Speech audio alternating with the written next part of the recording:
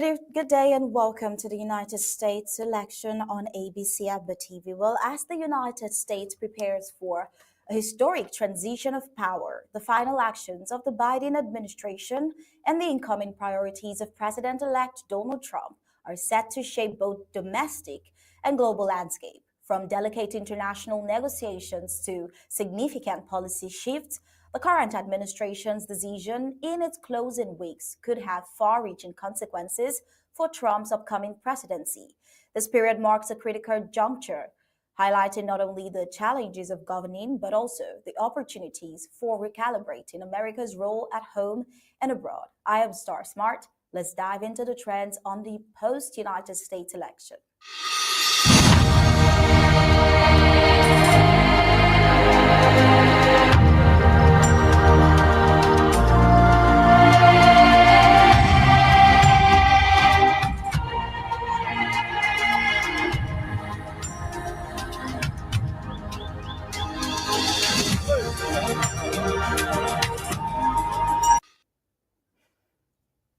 Well, as President Joe Biden prepares to leave office, his administration continues to prioritize international diplomacy, aiming to resolve critical global conflict. Notable amongst this effort is the ongoing negotiation for a ceasefire between Israel and Hezbollah, spearheaded by U.S. envoy Amos Hochstein. His extended diplomatic missions in Beirut and Israel signal cautious optimism for a resolution. Domestically, Biden has been working on contentious issues such as the equitable division of the Colorado River water resources among 7 Western states. Well, these initiatives reflect his administration's attempt to address pressing challenges before the transition, although the outcomes may significantly shape the incoming administration's agenda. On the military front, Biden recently approved the supply of anti-personnel mines to Ukraine, a controversial move likely to be scrutinized as President-elect Donald Trump assumes office. Meanwhile, the closure of the United States Embassy in Kyiv amidst threats of a significant airstrike and air attack highlights the tense geopolitical environment Trump would have to inherit. Well, President-elect Donald Trump has signaled a sharp pivot in governance with his incoming administration, which prioritizes efficiency and regulatory reductions. Alongside Elon Musk and Vivek Ramaswamy, Trump's efficiency SAS, the new Department of Government Efficiency DOGE, is poised to enact drastic reduction in regulations, potentially ending remote work and significantly reducing federal headcount through attrition. Trump's commitment to reshaping the media landscape is another key focus. In a recent statement, he emphasized the need for a free, fair, and open media, promising to engage even with outlets that he believed treated him unfairly. Now, these remarks reflect his strategy to reframe public discourse and regain control over media narratives as he re-enters the Oval Office. However, challenges loom. Recent actions by Senate Republicans, such as blocking the release of an ethics report involving Matt Gaetz, Trump's pick for Attorney General, could undermine the administration's credibility. Similarly, Trump's support for recess appointments has raised concerns about weakened congressional oversight, which may become a contentious point with lawmakers. Now, on the domestic and global impact of Biden's action on the Trump era, we say the Biden administration's decision in its final months could have lasting impact on Trump's presidency. The controversial provision of arms to Ukraine and the Senate's rejection of an arms shipment blocked to Israel underscores Biden's strategic alignment with key allies, which Trump may need to navigate carefully. The approval of anti-personnel mines for Ukraine, coupled with Biden's veto of a United Nations Security Council resolution for a Gaza ceasefire, suggests a more aggressive United States stance on foreign policy. These actions may complicate Trump's efforts to recalibrate United States elections and relations with key international actors. Additionally, Biden's attempts to address water resources challenges in the Colorado River Basin reflect a broader environmental legacy that may clash with Trump's deregulation agenda. Now, how the Trump administration balances these competing priorities will be critical to shaping its public image and effectiveness. Seen the recent actions of Joe Biden that has not been taken in the least lightly by Republicans as they consider the actions of Joe Biden giving access to Ukraine to use the United States missile, especially at this critical time, an act of inciting chaos too big for the incoming administration between the warring parties, Russia and Ukraine.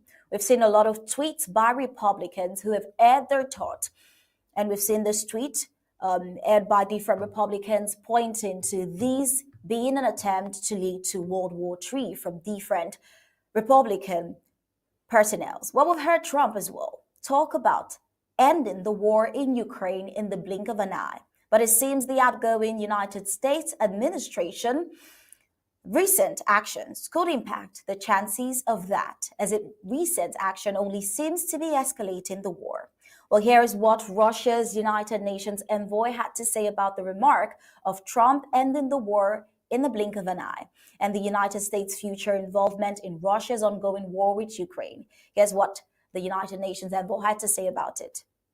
I have no illusion about the new administration's stance on Russia because, let's recall that during the previous administration, Trump administration, it was him who started this introducing of sanctions.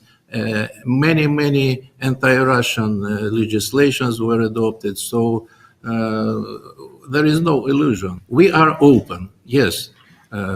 Of course, we would be looking at what will the next steps be by new American administration. We are open and we are ready to cooperate. But of course, we will be cooperating on the basis of our national interests. I don't know. Trump promised to settle down the Ukrainian crisis overnight.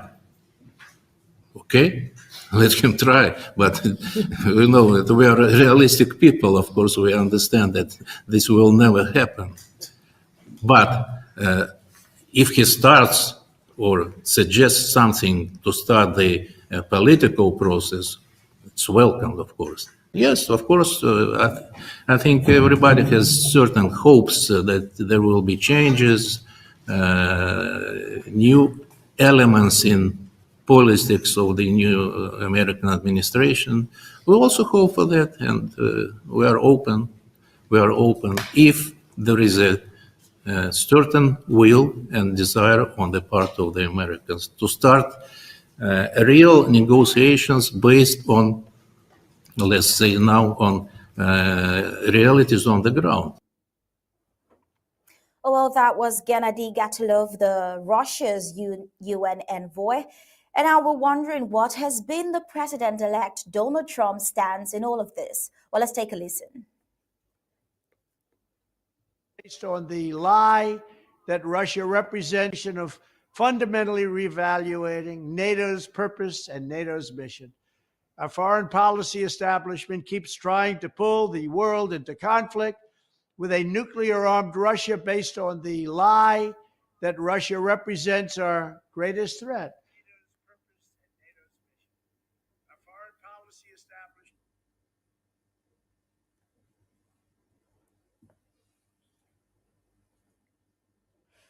Well, in a show of ambition and innovation, President-elect Trump attended Elon Musk's sixth SpaceX rocket test, signaling his administration's focus on technological advancement and national pride. This symbolic alignment with Musk positions Trump as a champion of private sector-driven progress, appealing to voters who value efficiency and innovation. Meanwhile, opportunities for Americans disillusioned by domestic politics have emerged, such as the Italian village of Ololai offering $1 homes to United States citizens seeking a fresh start. While this initiative may seem peripheral, it reflects the broader societal impact of political polarization under the Trump and Biden administrations. Well, as Trump prepares to take office, his administration's proactive stance highlights a vision centered on efficiency, media reform, and global engagement.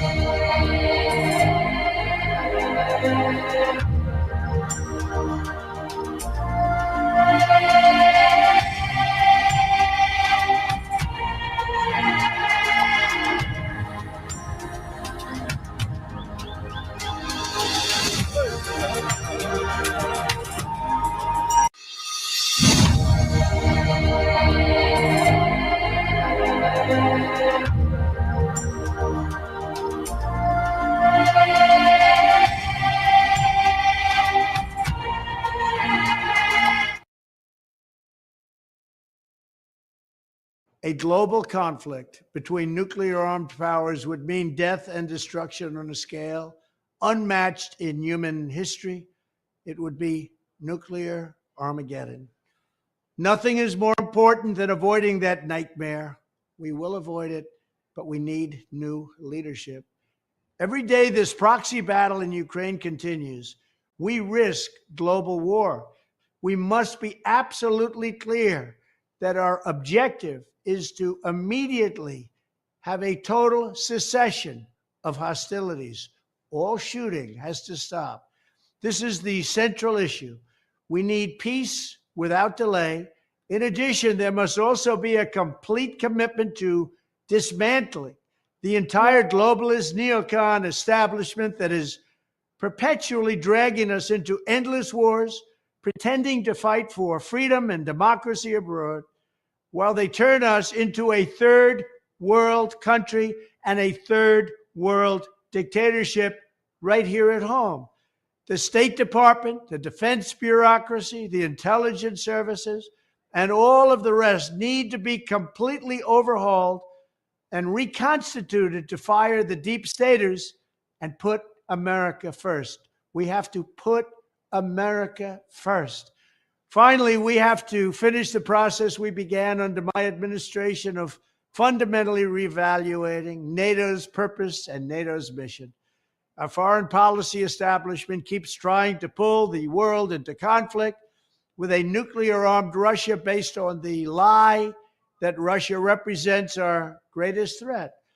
But the greatest threat to Western civilization today is not Russia.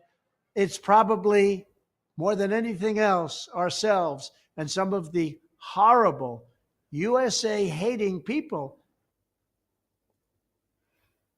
Oh well, as Trump prepares to take office, his administration's proactive stance highlights a vision centered on efficiency, media reform, and global re-engagement. However, the legacy and unresolved challenges of the Biden administration, from geopolitical tensions to domestic resource conflict, will shape Trump's policies and public reception. Well, this pivotal moment offers both opportunities and risk as the incoming administration seeks to redefine America's priorities and restore confidence in its governance. Whether Trump's strategies will unite a divided nation or deepen partisan divides remains to be seen.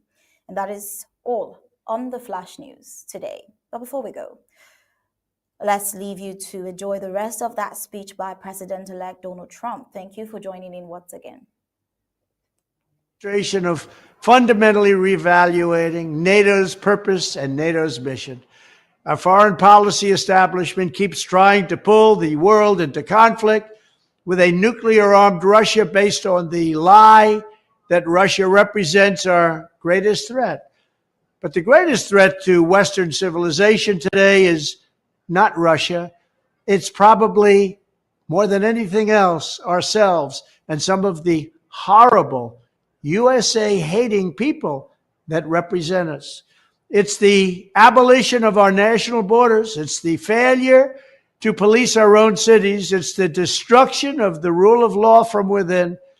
It's the collapse of the nuclear family and fertility rates like nobody can believe is happening. It's the Marxists who would have us become a godless nation worshiping at the altar of race and gender and environment. And it's the globalist class that has made us totally dependent on China and other foreign countries that basically hate us. These globalists want to squander all of America's strength, blood, and treasure, chasing monsters and phantoms overseas while keeping us distracted from the havoc they're creating right here at home. These forces are doing more damage to America than Russia and China could ever have dreamed. Evicting the sick and corrupt establishment is the monumental task for the next president. And I am the only one who can do it. I'm the only one that can get the job done.